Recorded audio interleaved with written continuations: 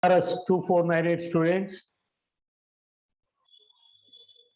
today we discuss an important topic in excretion, that is formation of concentrated urine in kidneys, a specific phenomenon that is found in mammals, particularly due to the presence of Henle's loop in nephrons. Henle's loop in nephrons.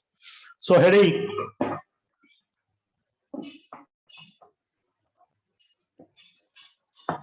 formation of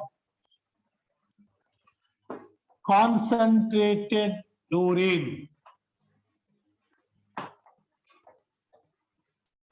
This is heading, formation of concentrated urine. Right.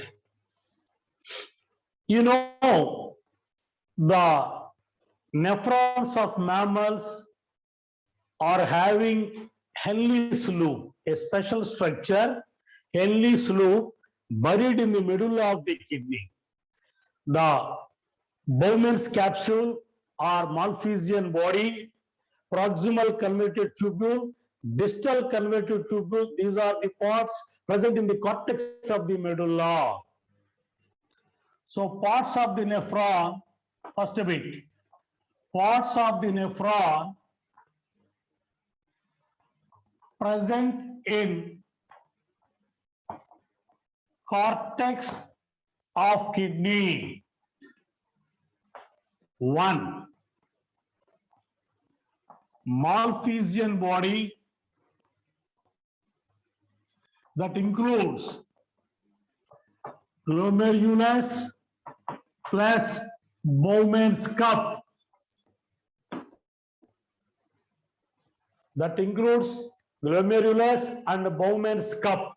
Second, PCT, proximal convoluted tubule.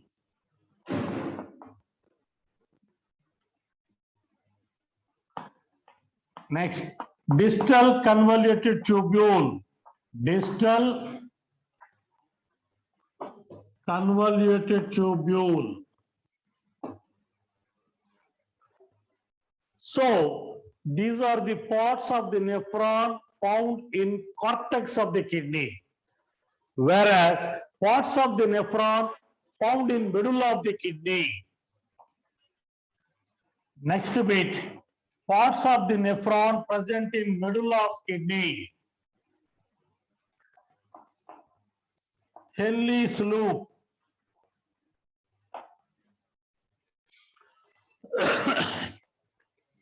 Henle's loop. The juxtamedullary nephrons contains Henle's loop, a large Henle's loop that is buried into the deep of the medulla or at the base of the medullary pyramids. That is important point. Cortical nephrons having very short Henle's loop. Juxtamedullary nephrons having very long Henle's loop. Important. So these are the two important points. And the kidneys of mammals are adapted to form concentrated urine. This is based on the countercurrent mechanism found in the nephrons of mammals. Nephrons of mammals adopt a peculiar mechanism, what is called countercurrent mechanism. Countercurrent mechanism, right? We will discuss what is the countercurrent mechanism.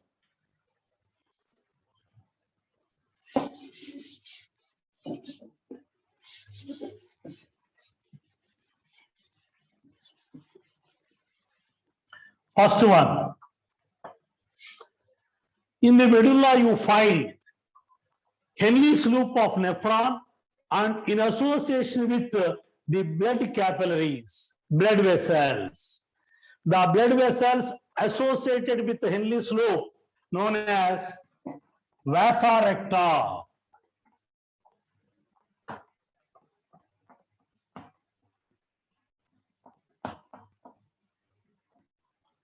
This is Henle's loop having two limbs, descending limb and ascending limb. And the second unit, that is vasa recta, that is the blood vessels of the nephron, the blood vessels associated with the Henle's loop, vasa recta, having two limbs. This is vasa recta. This is descending limb and this is ascending limb. So likewise, like in Henle's loop, vasa recta is also having two parallel blood vessels, parallelly run blood vessel. The descending limb of the vasa recta and this is the ascending limb of vasa recta. So the concentrated urine is formed in mammals because of the presence of Henle's loop and vasa recta and their close proximity and their close association. Close association of Henle's loop and vasa recta plus counter current. Counter current is found in both limbs of Henle's loop and in both limbs of vasa recta. So the presence of counter current and the close association of Henle's loop and vasa recta responsible for the formation of concentrated urine. So the concentrated urine in mammals is only due to the close proximity of Henle's loop, vasa recta and the counter current established in these two units. Counter current is established both in Henle's loop and also in vasa recta, another point. Next one. This is very concept oriented topic. The students who attend to this class will be more beneficial because in the textbook it is not clearly given. So point to point you have to listen carefully so that it will become very easy. Next one. If you take the kidney structure, outer cortex, this is medulla, middle medulla, inner medulla.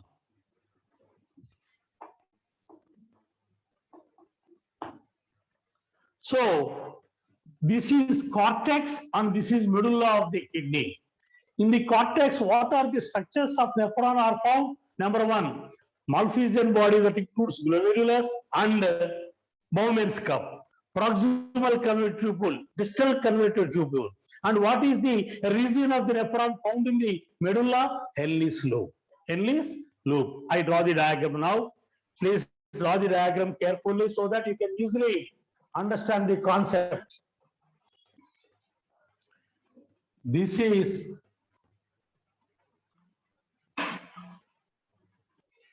Bowman's cup and this is glomerulus.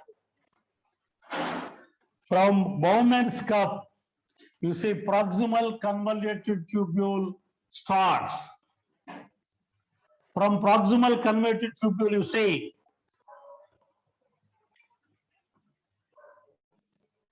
it leads into Henle's loop. This is descending limb of the Henle's loop that extends up to the base of the medulla or the base of the medullary pyramid. Important point. Next one, from descending limb, you see ascending limb starts from the base of the medulla, and this is the thin segment. Under the anterior region, there is a thick segment of the ascending limb. So This is what is called descending limb. This is descending limb of Henle's loop. This is ascending limb of Henle's loop.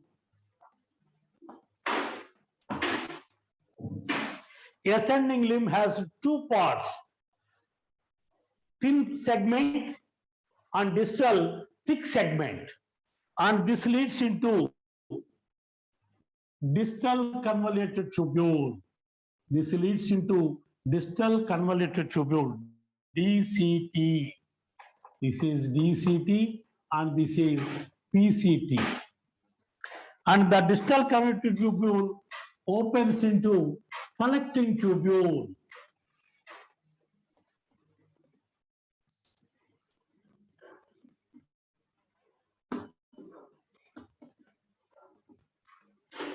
Right.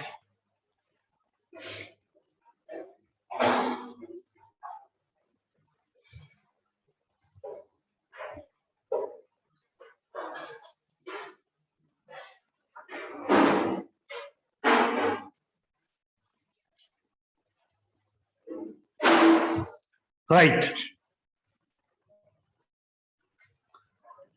Descending limb of Henle's loop, ascending limb of Henle's loop. This is medullary interstitium, cortical interstitium, the tissue of the kidney in the cortex, cortical interstitium.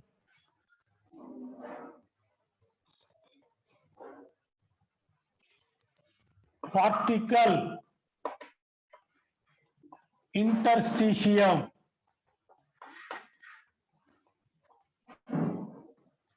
And the tissue of the medulla is called medullary interstitium.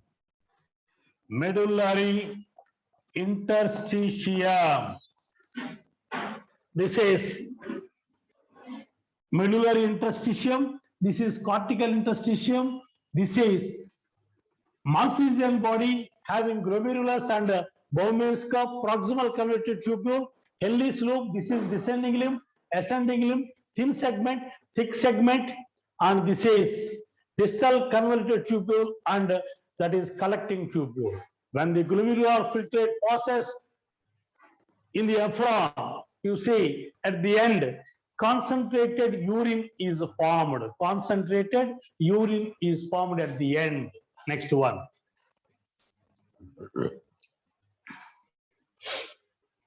You see, in the cortex and medulla, there is a concentration gradient. Osmotic gradient exists. Osmotic gradient exists between cortex and inner region of the medulla. Important point.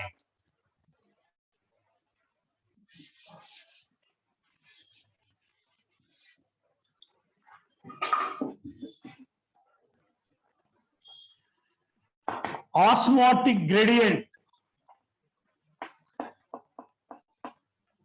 extends from cortex to inner region of medulla. Inner region of medulla. Osmotic gradient. The cortical and medullary interstitium exhibits osmotic gradient, and that osmotic gradient varies from, important one, 300 milliosmol per liter. So MOSML or simply MOSM, milliosmol, milliosmol. So minus 300 milliosmol of osmotic concentration exists in cortex.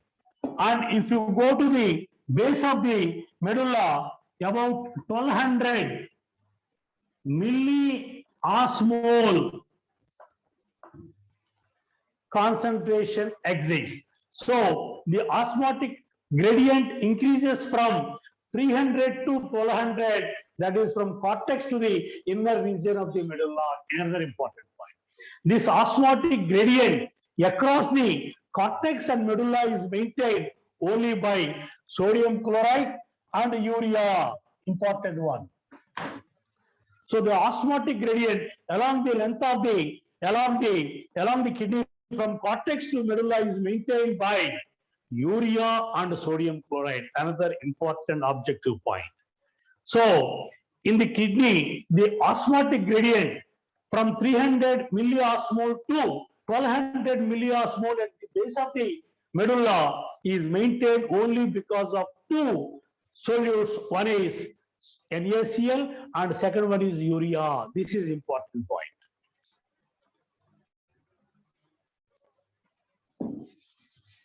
So here the cortical interstitium is 1200 MOSM and in the middle it is about 600 milliosmol. At the base 1200 MOSM or MOSML L minus 1. MOSML minus 1 or MOSM. So 1200 in the inner region of the medulla, 600 in the middle region of the medulla, and in the cortex 300 milliosmol. That is the osmotic gradient exists at different regions of the kidney. That is important point. Now, the glomerular filtrate enters into proximal convoluted tubule where the absorption of nutrients, reabsorption of nutrients, glucose, amino acids, vitamins, sodium, bicarbonate, chloride takes place. Hydrogen and ammonia are entered into the proximal convoluted tubule that we have explained in the last class. Now, in proximal convoluted tubule also, the osmol is 300 ml. Osmos, 300 osmoles, milliosmoles exist in proximal convoluted tubule. When the filtrate passes into the descending limb, important one, you see proximal convoluted tubule through which both water and solutes absorb. So both water and solutes are absorbed through proximal convoluted tubule. But when filtrate passes through the descending limb of Henle's loop, only water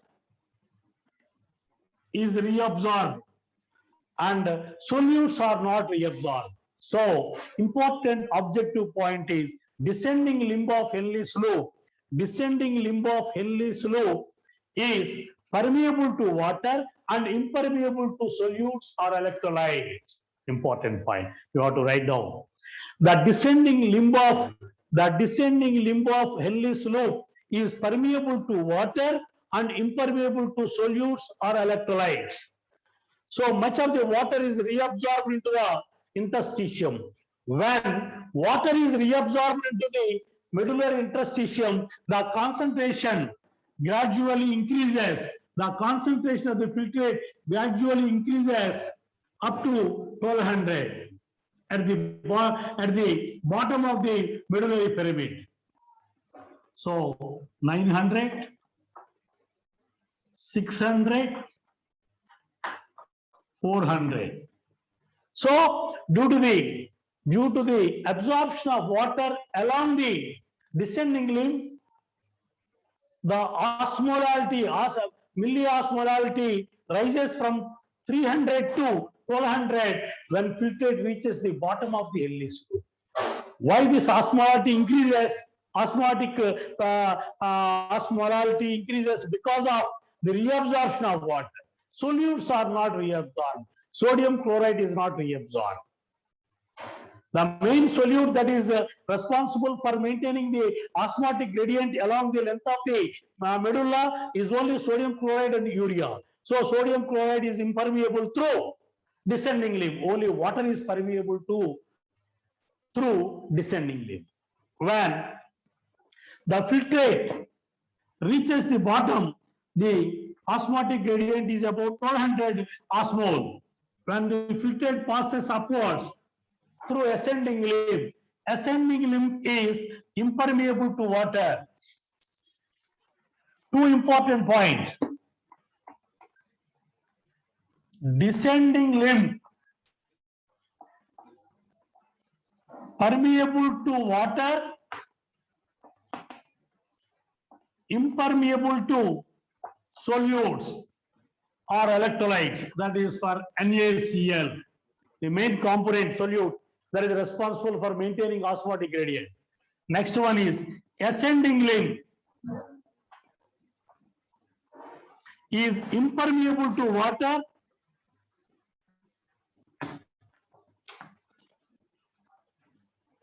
and permeable to solutes, permeable to NaCl or urea. So permeable to solutes, quite opposite characteristics. Descending limb is permeable to water, impermeable to solutes. Ascending limb is permeable to solutes, impermeable to water. So when water is not reabsorbed, only NaCl is reabsorbed into the medullary interstitium. What happens? The concentration of the glomerular filtrate gradually decreases when it reaches the cortex.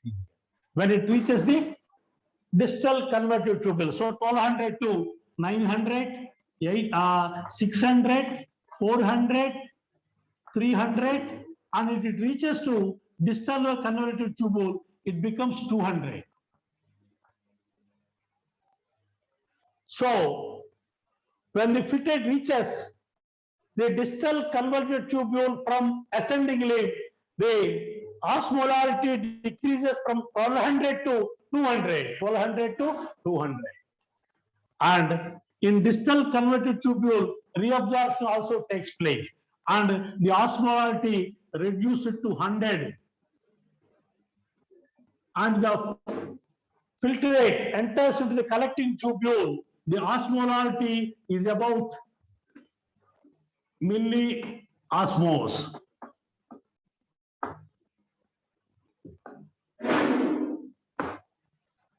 So important one. Here the glomerular filtrate is isoosmotic to body fluids or plasma. Listen carefully. In the proximal converted tubule, the osmolarity is equal to the plasma body fluids. So it is isoosmotic.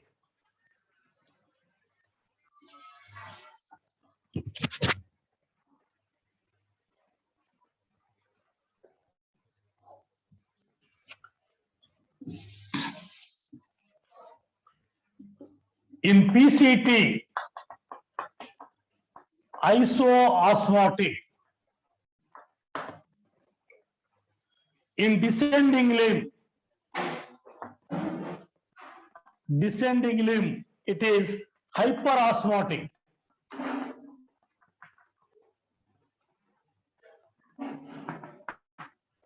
In ascending limb, almost isoosmotic.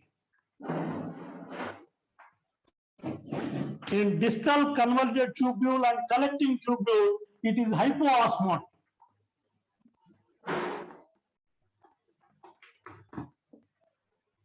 So, three important bits. The regions of the nephron in which the glomerular filtrate is isoosmotic to plasma, proximal convergent tubule and ascending limb. And region of the nephron which is hyperosmotic to plasma, descending limb. Regions of the nephron which are hypoosmotic to plasma, distal converted tubule, here 300, here 100, collecting tubule 100. So in two regions of the nephron you find hypoosmotic conditions, both in distal converted tubule and in collecting tubule. Hyperosmotic condition exists in descending limb of the Henle's lobe. Isoosmotic conditions exist in ascending limb and proximal converted tubule. These are the four important points. So why the osmotic gradient increases from base to cortex because of reabsorption of sodium and chloride, but not water. Why the concentrate osmotic gradient increases towards the base of the medulla? Because of the reabsorption of water through descending limb. So important two more bits. Why the osmotic gradient increases from 300 to 1200 in descending limb? Because of the reabsorption of water.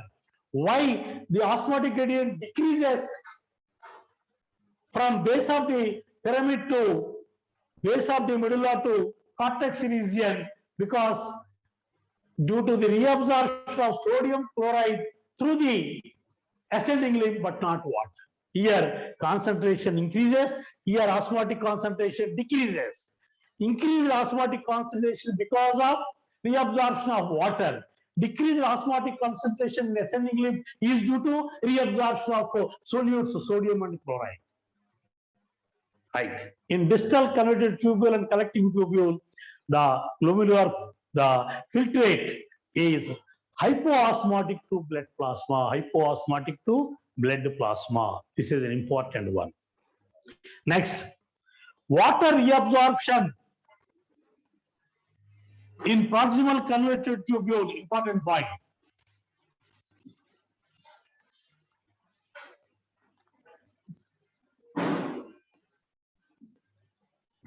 H2O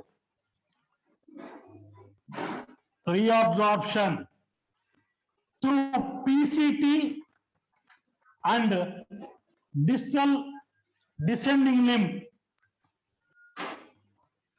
Jagrata analysis. Listen careful, otherwise concept cannot be understood. H2O reabsorption through PC2O and descending limb, both passive process.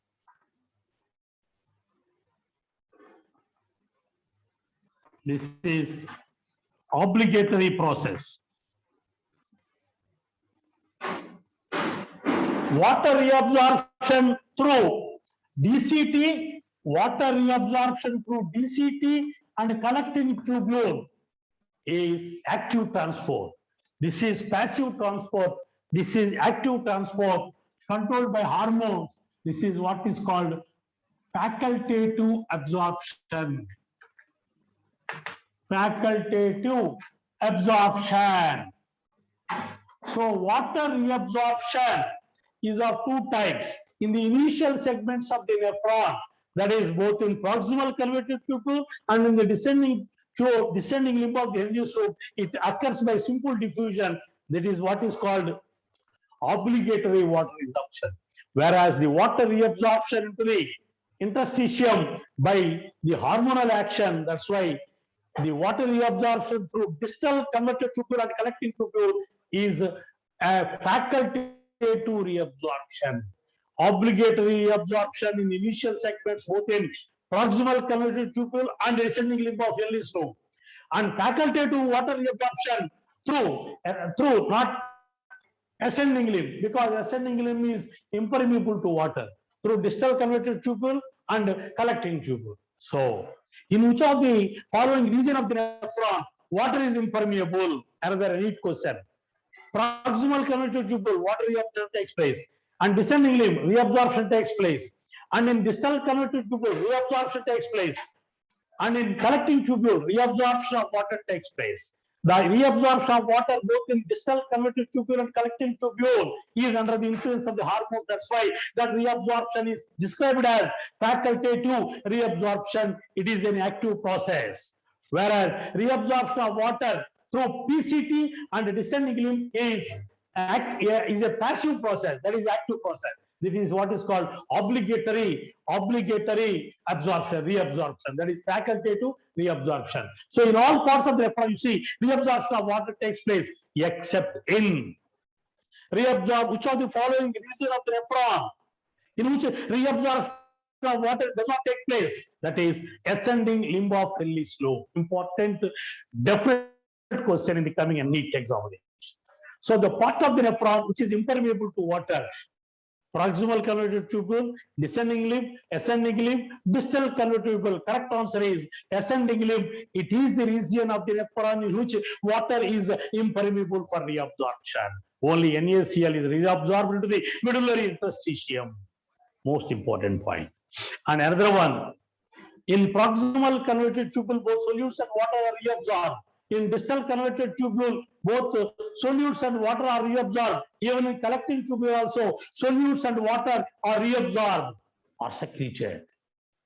But it is the only region where water and solute reabsorption is not coupled, only in Henle's law. In which of the following region of the nephron, water and solute reabsorption is not coupled? Another neat question. In which of the following region of the nephron, water and solute reabsorption is not coupled? Only in Henle's law. In the descending limb, only water is reabsorbed. In the ascending limb, only the solute, NaCl, is reabsorbed. So, only in Henle's law, water and solute reabsorption are not recoupled. In other regions of the nephron, both in proximal convoluted tubule, distal convoluted tubule, and in collecting tubule, the reabsorption takes place for both water and solutes. Another important analytical question, right?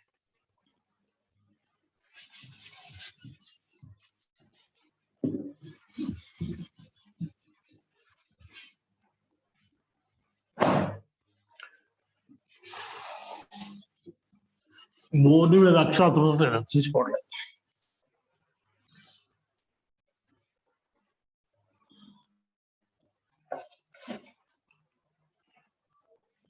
Right. If you take the Henle's loop,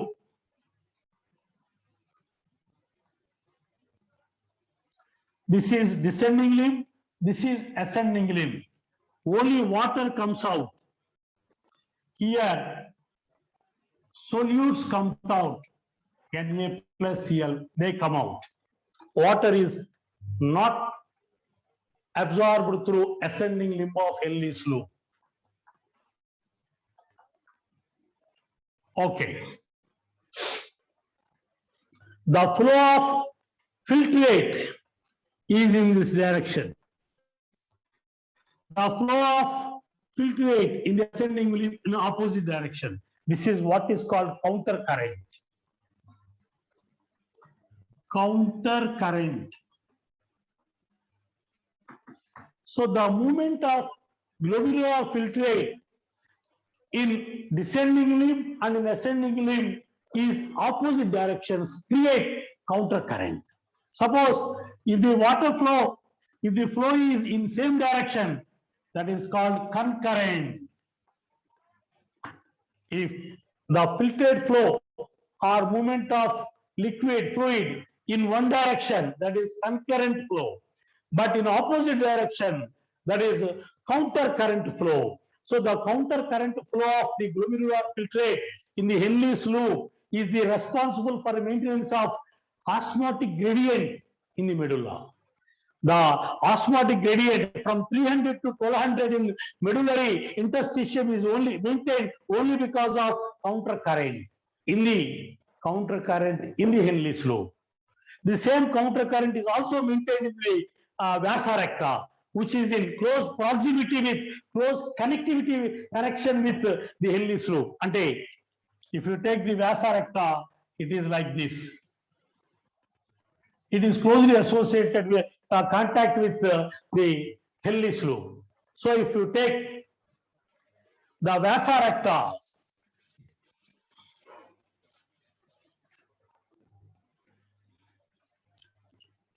say this is vasa recta,